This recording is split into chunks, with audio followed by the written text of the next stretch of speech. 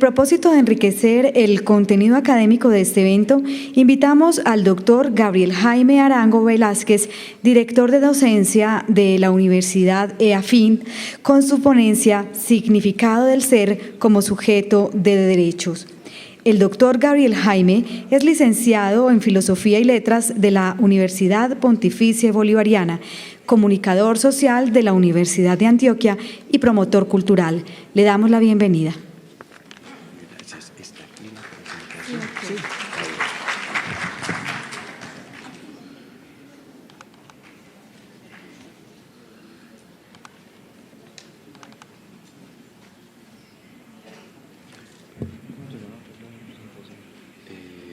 Se llama Fundamento y Significado.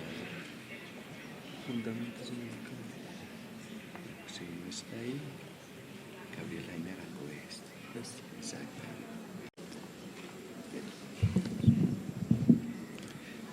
Buenos días y muchísimas gracias en primer término a los organizadores de este congreso, a ustedes los asistentes que vienen a compartir conocimiento y experiencia para prestar seguramente un mejor servicio en la causa que nos ocupa, y a la Universidad CES por servirnos y acogernos en esta oportunidad.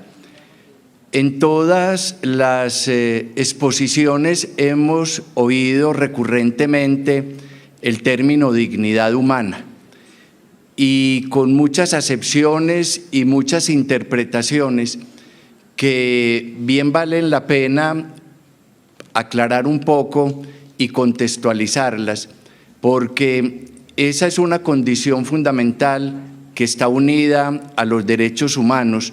Hoy, cuando hablamos de las políticas públicas enfocadas en el derecho de las personas, también se ha vuelto un término recurrente y permanente. Lo que uno no piensa muchas veces con seguridad es que sepamos de qué estamos hablando cuando hablamos de dignidad humana, o de qué estamos hablando cuando hablamos de derechos de una persona.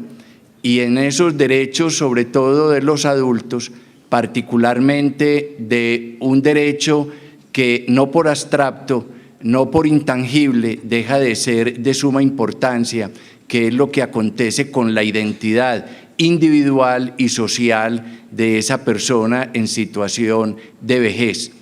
Y lógicamente también hay las alusiones permanentes en la gerontología y en la geriatría a la bioética como uno de los enfoques posibles para la atención a las personas de tercera edad. Pero más que formulaciones de esa índole, lo que interesa es saber qué es lo que está en juego en la bioética y cómo esa bioética se respalda igualmente entonces en la dignidad y en los derechos. De tal manera que con ese propósito voy a someter a consideración de ustedes unos conceptos. Y quiero empezar con una cita de Enrique Serrano, nuestro escritor de Barrancabermeja, que en el libro Tamerlán, que tal vez ustedes conozcan, aborda la historia de este fundador del Imperio Otomán en una novela histórica, pero que está hecha con cartas que un sirviente del emperador, al término de la vida de él, le encomienda, le escriba a su nieto que se está preparando para asumir el poder. En una de esas cartas le dice: la indiferencia pudre lentamente a los pueblos porque anula el pasado y empequeñece las fuerzas de todas las generaciones que nos han precedido, cerrando con fiereza las puertas en la cara a todos los que lucharon por nosotros y nos hicieron como somos. Por eso te aconsejo, querido muchacho, si es que me consideras digno de tal honor, que estés siempre presto a reconocer valores y grandezas en todos los seres que te rodean firme y constantemente. El cuidado y la atención de las personas mayores no es solamente un asunto de compromiso social o de política pública o de interés ciudadano, es un asunto fundamentalmente ético. y de una ética social. Por eso entonces quiero aportar unos elementos a estos temas: la dignidad humana en el viejo, la identidad personal y cultural como una condición vital del ser personal que requiere ser reconocida y valorada hasta el final de la vida, inclusive en situaciones de enajenación. El viejo como un sujeto de derechos en el contexto de los derechos humanos, y la bioética y la ética social.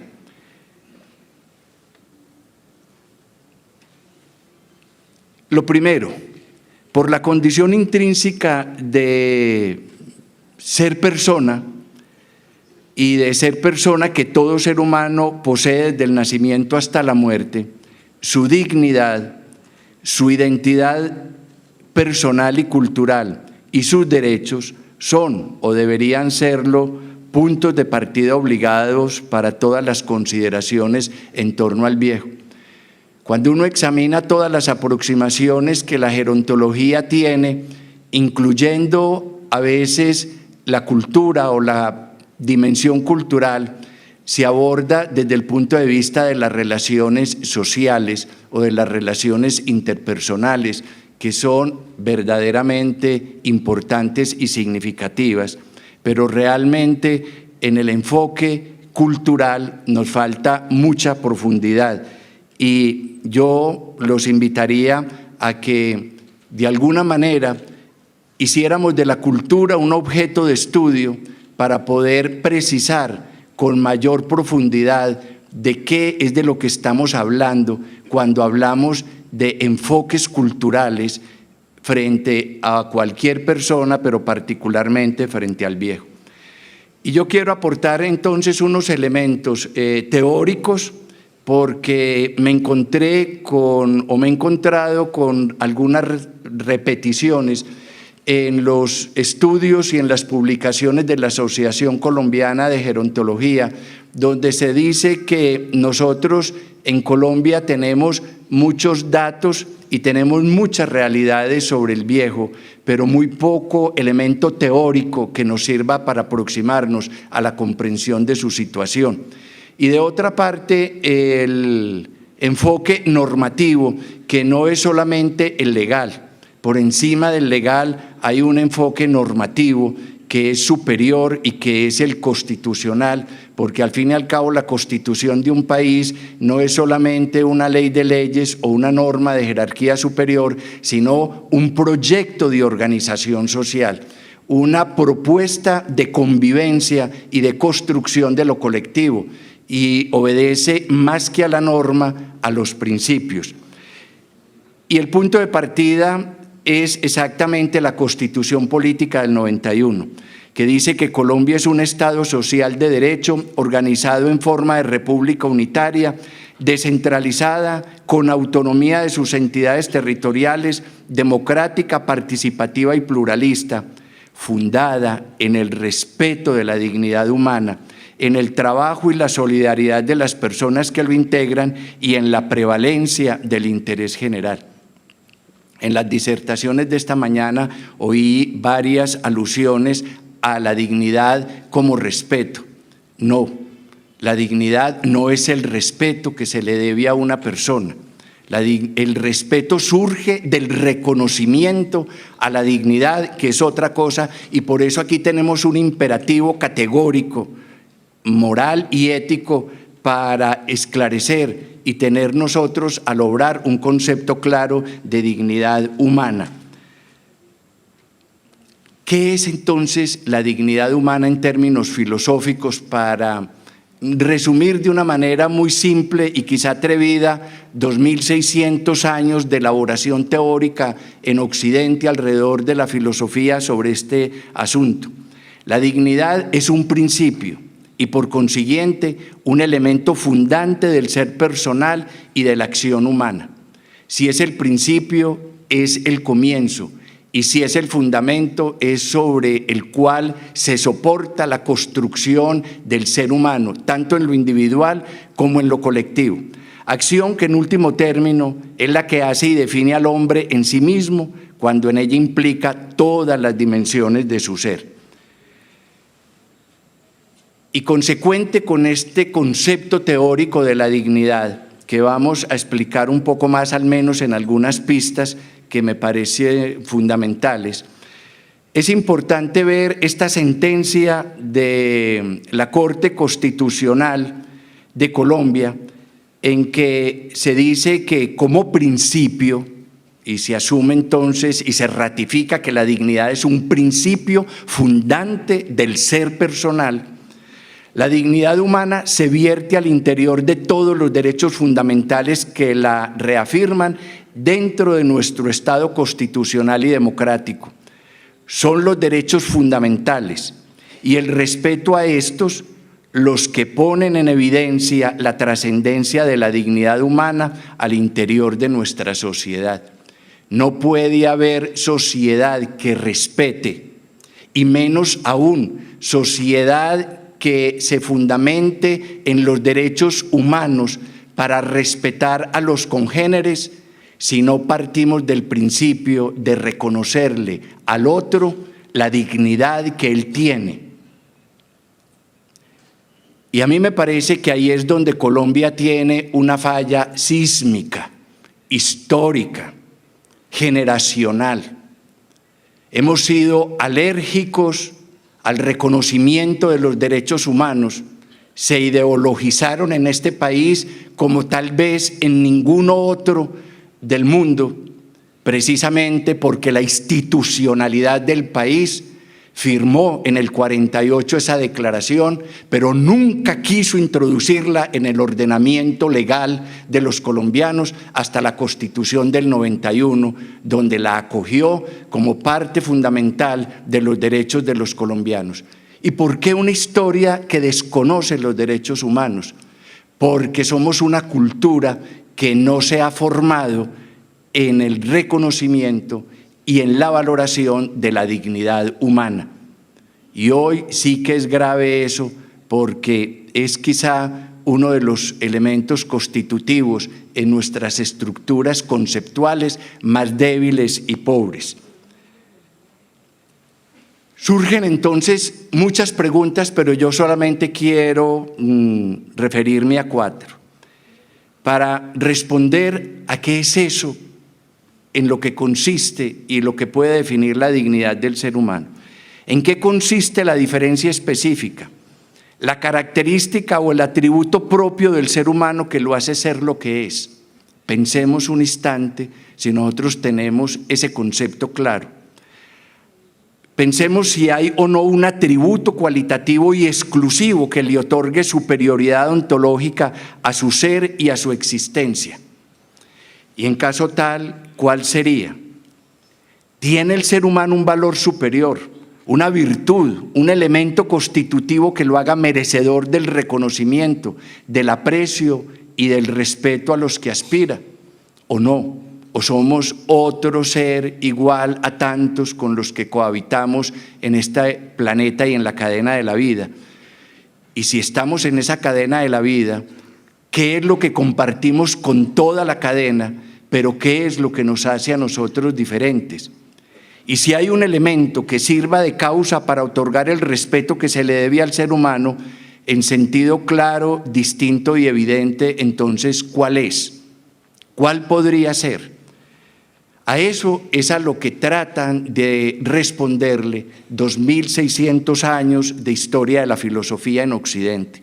Y hemos dicho mucho desde la cultura hebrea para llamar a una de las raíces de nuestra cultura, cuando piensa que la dignidad del hombre radica en que está hecho a imagen y semejanza de Dios y hace una declaración de tipo moral, pero en la historia de una concepción religiosa del mundo, de la vida y del hombre.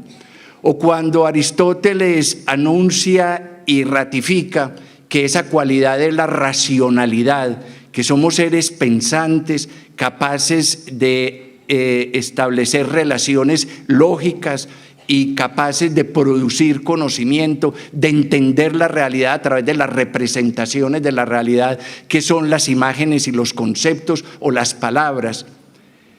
Hemos oído cantidades de posibilidades, hasta filosofías más recientes, pero que tienen orígenes muy antiguos. Cuando San Agustín dice ese elemento específico es que el hombre es un ser que tiende a la felicidad, o cuando en el existencialismo se dice es el hombre, el ser que tiene conciencia de sí mismo y de sus actos, o cuando se dice es la persona que es consciente de ser un ser para la muerte, lo que no sucede con los otros seres, etcétera, etcétera. Yo de toda esa historia quiero recabar en 4 ideas que me parecen poco estudiadas y analizadas, inclusive en la academia colombiana. En primer lugar, el ser humano tiene una cualidad fundamental y extraordinaria que lo hace ser lo que es y merecer lo que merece, y es que somos seres capaces de crear cultura. Nos separamos de la naturaleza y creamos un mundo artificial en el que nos ubicamos a vivir, y es el mundo de la cultura. Y esa cultura, entendida como las formas de pensar, de ser, de sentir, de obrar, de reaccionar, de comunicarnos, de transformar, de crear símbolos y de darle sentido e interpretación trascendente a la existencia, es la que va forjando nuestra mentalidad y nos va permitiendo hacernos a nosotros mismos una conciencia de lo que somos. Nosotros somos la cultura a la que pertenecemos. Por eso Paul Riquet, el famoso antropólogo y filósofo francés, dice que el sujeto y la persona es un sujeto que se construye a sí mismo en el transcurso de toda la vida. No se conoce a sí mismo directamente, sino solo a través de los signos depositados en su memoria y en su imaginario por las grandes culturas. ¿Qué sabemos nosotros de nuestra cultura, de nuestras culturas? ¿Qué es lo que tenemos en común con otras culturas del mundo? ¿Qué es lo que nos diferencia y nos da un rasgo característico y particular que solo nosotros en ese contexto tenemos? Son preguntas pues que nos obligan a hacer de la cultura una fuente de inspiración para comprender la dignidad humana. Pero tenemos otra clave poco trabajada, y es la conciencia de la interacción humana. Somos porque interactuamos con el otro nos descubre, el otro nos permite vernos en él, y es porque el otro existe que nosotros llegamos a saber quiénes somos nosotros. Pero ¿qué educación tenemos los colombianos para esa interacción de reconocimiento del otro y de nosotros en él y de él en nosotros? Y no lo hacemos porque carecemos también de una condición necesaria, y es que no somos conscientes a veces de la conciencia social que poseemos. Y aunque nos dicen que somos seres sociales, terminamos por sentirnos más individuales que sociales, más egoístas que generosos, y entonces hay una llamada de atención que es la que Carlos Marx hace cuando dice que tenemos que conocer ante todo la naturaleza humana históricamente condicionada por cada época, ya que no es la conciencia del hombre la que determina su ser, sino que por el contrario es el ser social el que determina la conciencia. Nosotros somos lo que nuestra sociedad ha hecho de nosotros, y en esa interacción de la conciencia individual y de la conciencia social se hace una tensión donde la sociedad busca acoplarnos a ella y nosotros modificarla, transformarla, revisarla críticamente para instalar en ella lo que creemos que debe existir y aún no existe. Entonces el hombre es un ser cultural, el hombre es un ser con conciencia social, y esa conciencia social sí que está bien debilitada en la formación de nosotros los colombianos. Pero hay otra condición fundamental entre muchas que pudiéramos escoger, que es que nosotros somos seres capaces de autodeterminarnos. Nosotros nos construimos a nosotros mismos, nos hacemos nosotros mismos. Por eso ya desde el Renacimiento, cuando el hombre descubre la capacidad de la conciencia y de la inteligencia y de la razón, y entonces se independiza de las fuerzas atávicas del mito, a veces de la religión, y empieza a confiar más en sí mismo, Pico de la Mirandola hace la gran y extraordinaria oración de la dignidad humana, en la que él pone en una simulación medio teatral hablar a Dios con el hombre, y el hombre le pregunta a Dios: entonces, si me has hecho, ¿quién soy y qué es lo que soy? Y de ese texto, que por fortuna se salvó de la Inquisición porque ya había repartido unos libritos manuscritos, se lee la respuesta de Dios al hombre, que no es más que el pensamiento del renacimiento. No te he dado ni rostro ni lugar que te sea propio, ni ningún don que te sea particular, oh Adán, con el fin de que tu rostro, tu lugar y tus dones los desees, los conquistes y los posees por ti mismo. Natura encierra otras especies dentro de leyes por mí establecidas, pero tú, a quien no limita ningún obstáculo, por tu propio arbitrio, entre las manos del cual te he puesto, te defines a ti mismo. Te he puesto en medio del mundo con el fin de que puedas contemplar mejor lo que contiene el mundo. No te he hecho ni celeste ni terrestre, mortal o inmortal, con el fin de que tú mismo, libremente, a la manera de un buen pintor o de un escultor hábil, termines tu propia forma. El ser humano es el único ser capaz de hacerse autónomamente y libremente a sí mismo, desde el nacimiento hasta la muerte. Y vamos teniendo ahí las claves de por qué el ser humano, y cada uno de nosotros es un universo, cada uno es un mundo, pero una cuarta pista es la conciencia de sí y la permanencia del yo. Desde que nacemos hasta que morimos, cambiamos, y cambiamos constante y permanentemente. Pero, no obstante el cambio, tenemos conciencia de ser siempre los mismos, a pesar del cambio. Decimos yo cuando aprendemos a hablar, decimos yo a los 7, 10 años, a los 15, a los 50, a los 70 o a los 90, y no es el mismo, pero hay una conciencia de permanencia. El ser humano tiene esa conciencia de lo que perdura y se mantiene constante a través del cambio, que es el yo. Y en el yo radica la identidad de la persona.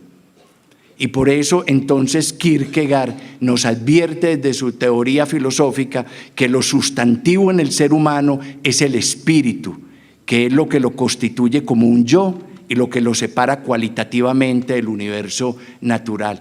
Es decir, la conciencia de quién soy y qué no soy. Y en ese yo se empieza a construir la identidad de la persona.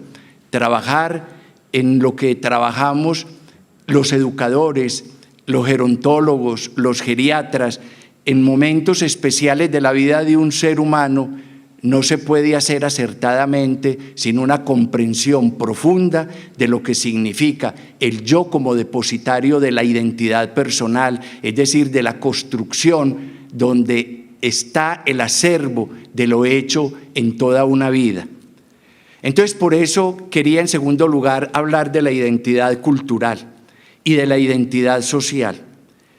Konstantin von Barlowen, que es un antropólogo cultural muy importante, argentino-alemán, y que tiene un gran texto que se llama Latinoamérica, Cultura y Modernidad, se dedica como nadie en el mundo contemporáneo o en el siglo XX, donde escribió su obra, a esclarecer en qué consiste la identidad de una persona. En Colombia uno pregunta por la identidad y le sacan la cédula. No, la cédula es un número de registro, en el registro público.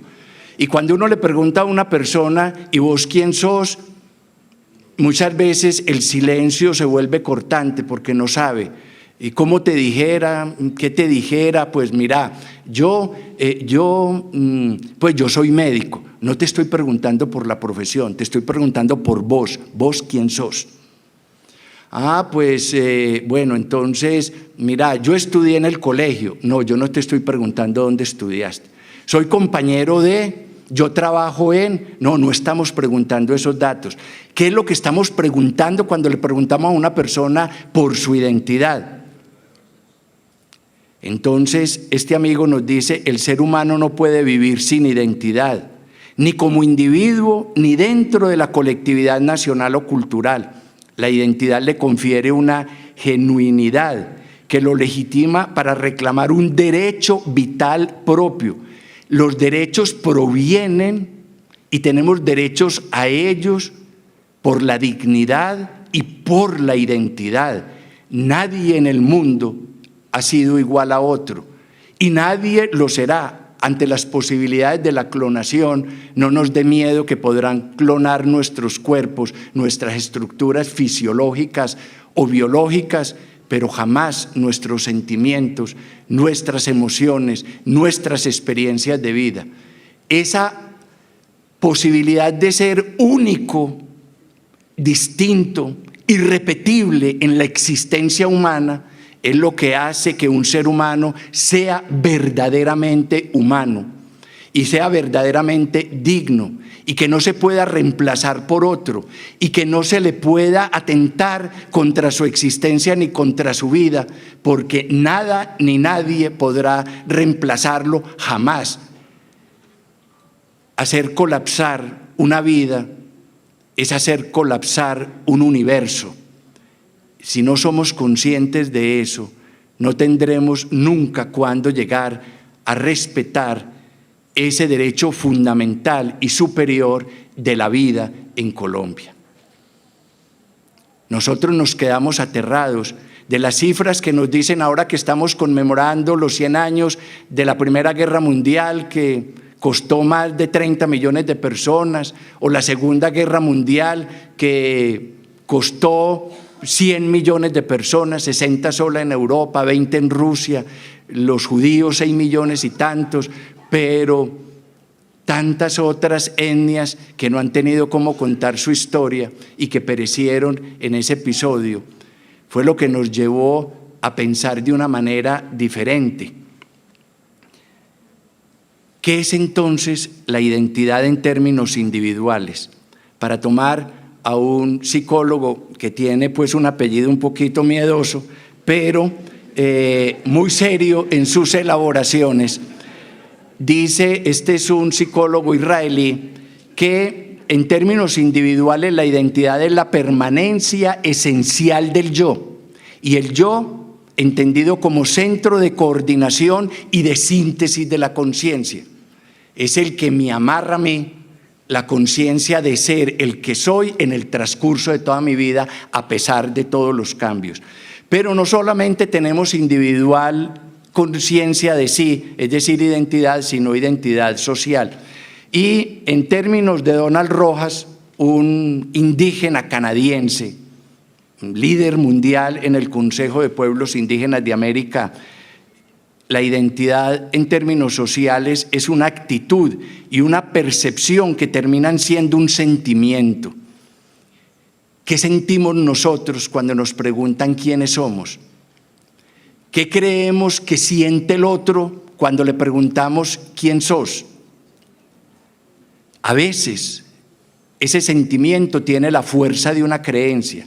Representa una abstracción que no es más que el resultado de las relaciones humanas, de experiencias en común, costumbres, cultura, lengua, economía, política. No representa una cosa específica, sino lo que es una forma de vida, una manera de vivir y de morir, un modo de pensar acerca de la razón de ser de la vida y de la muerte. Entonces nosotros somos lo que creemos que somos, lo que sentimos que somos, lo que pensamos que somos, las vivencias que hemos tenido, las experiencias particulares de las que hemos sido sujetos u objetos. Pero esa identidad necesita un proceso de construcción consciente que la educación nuestra es muy pobre, pobrísima en hacerlo. Nos están siendo permanentemente puestos a quién debemos imitar y no qué queremos ser al frente.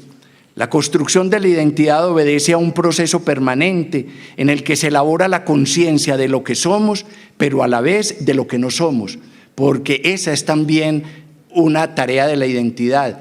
permitirnos saber qué somos y qué no somos para no equivocarnos. En Colombia hay cantidad de gente extraviada y perdida porque cree ser el que no es y ha perdido el tiempo haciendo eso y dejando de ser el que es. Eso es lo que nuestro filósofo envigadeño, Fernando González, nos llamó tanto la atención con la filosofía de la autenticidad, pero a nosotros nos colonizaron la mente y hemos estado siempre tratando de ser los que no somos, negando lo que somos, y así pues más perdidos no podemos estar en el mundo. La identidad implica el desarrollo de la capacidad de acercarnos a otros. Sí, abrirnos al mundo, entender al otro, pero sin alejarnos definitivamente de nosotros mismos.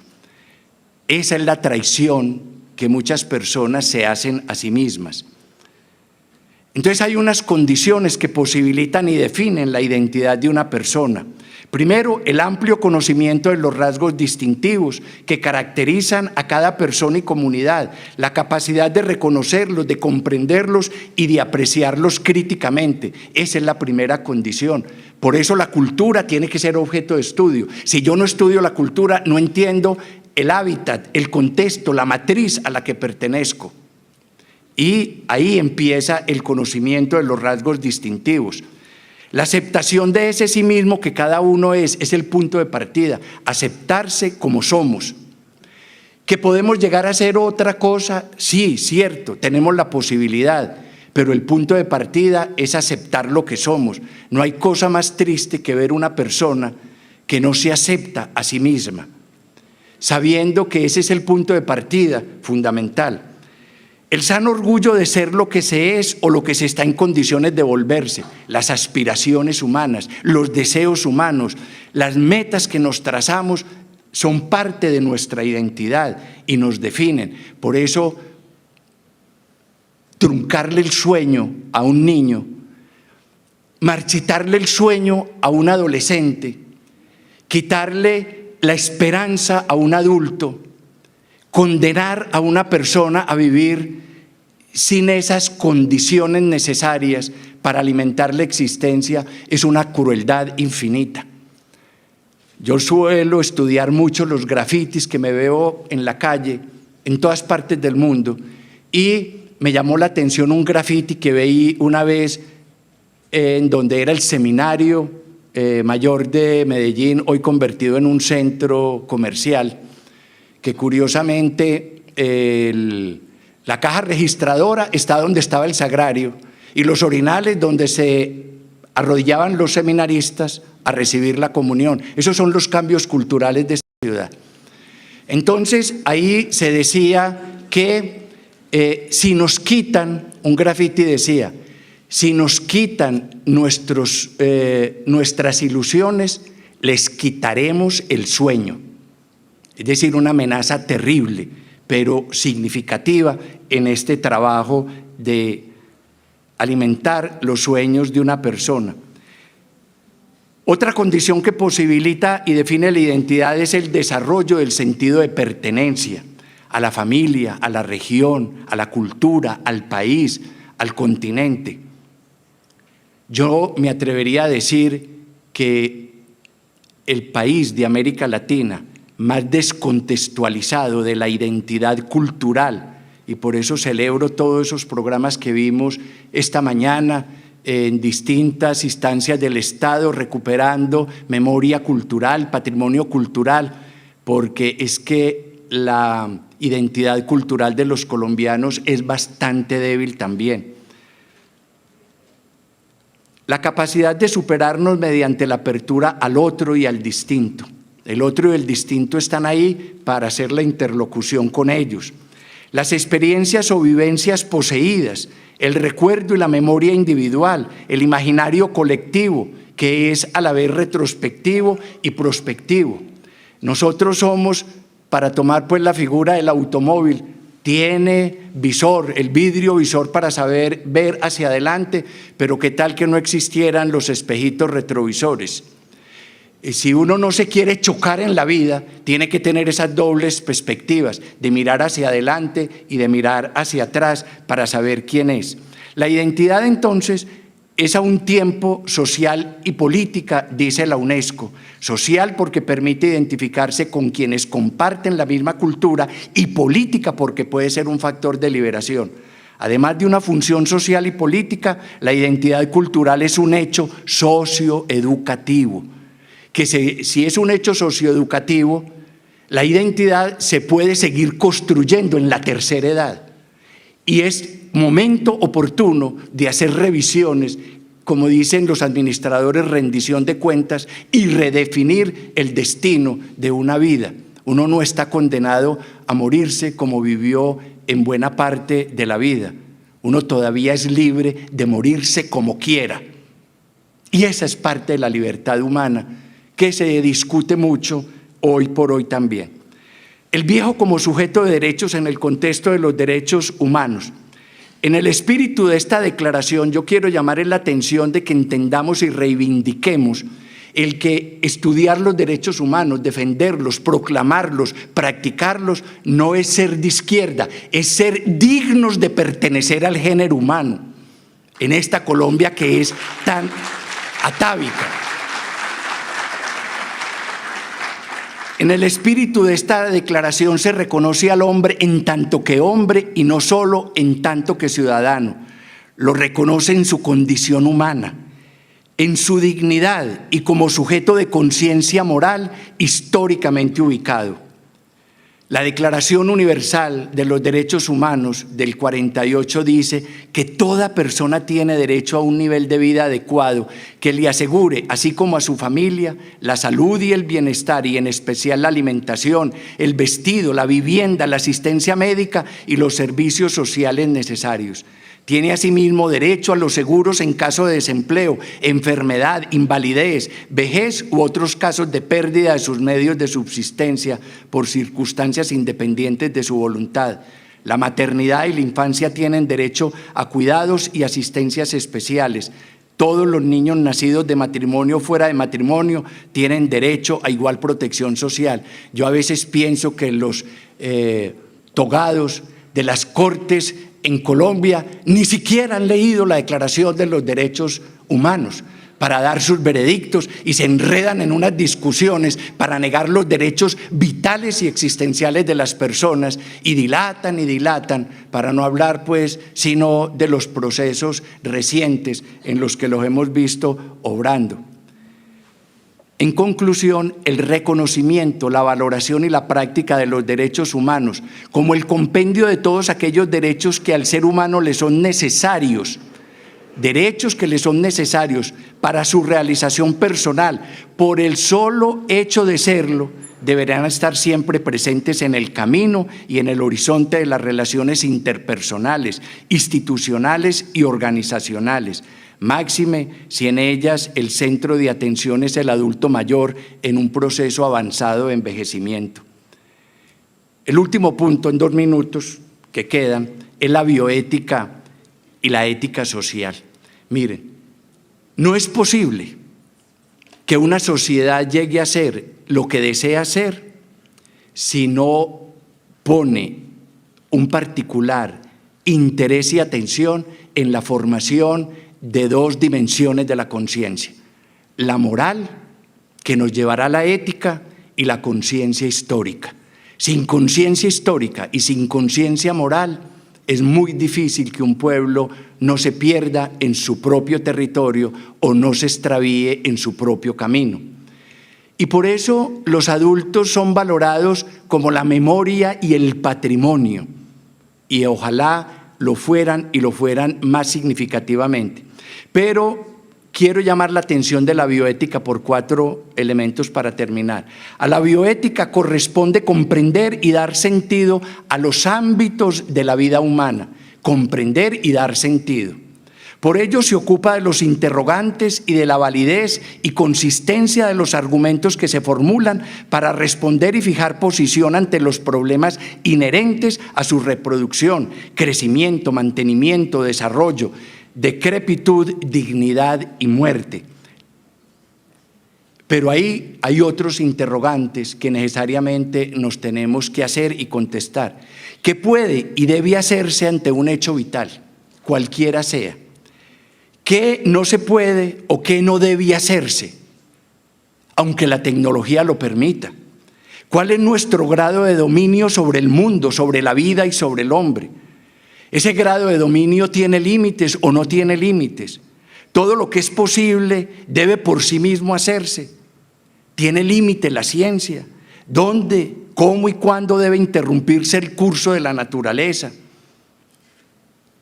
Es ahora más que nunca necesario discutir y estar de acuerdo social, ética, política y legalmente en los fines y en los medios que se emplean para intervenir, modificar, sostener y terminar la vida.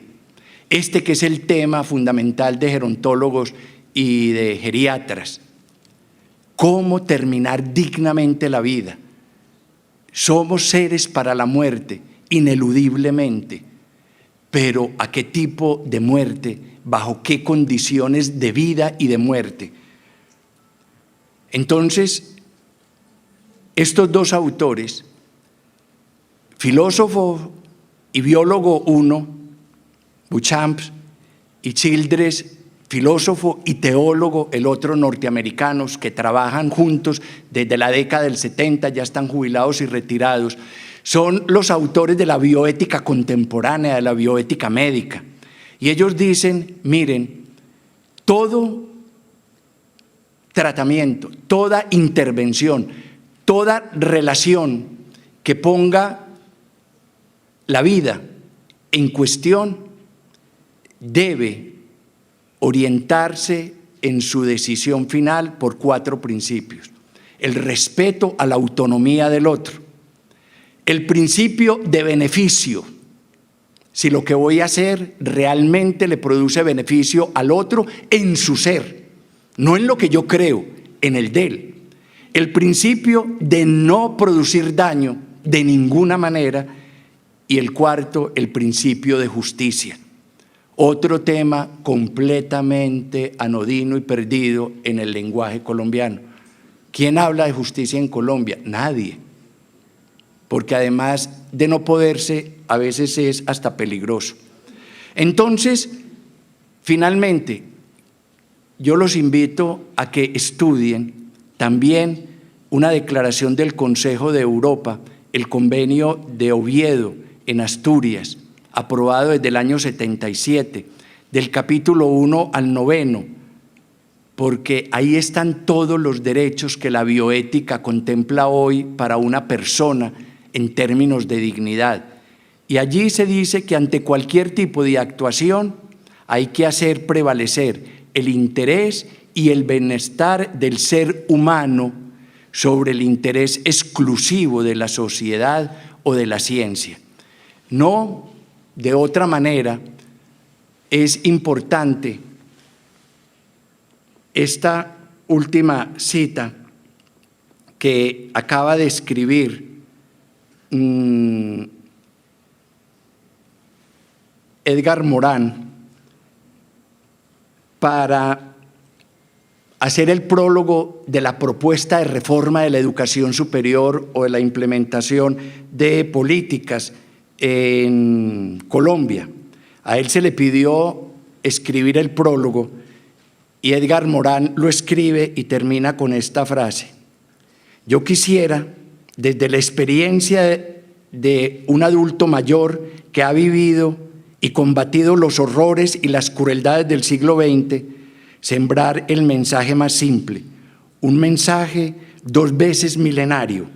Se trata de pensar y actuar con finalidad ética, lo que tiene 2 caras complementarias: resistencia a la crueldad y a la barbarie y realización de la vida humana con memoria y dignidad. Para esto se necesita un acto individual de religación consigo mismo, con el prójimo, con la comunidad, con una sociedad, con la naturaleza, con la especie humana. Yo tengo fe en esta ética. La fe ética es una especie de amor médico que nos dice: amad para vivir, vivid para amar, amad lo frágil y lo perecedero, pues lo más precioso, lo mejor, incluida la conciencia incluida la belleza, incluida el alma, es frágil y perecedera. Muchas gracias.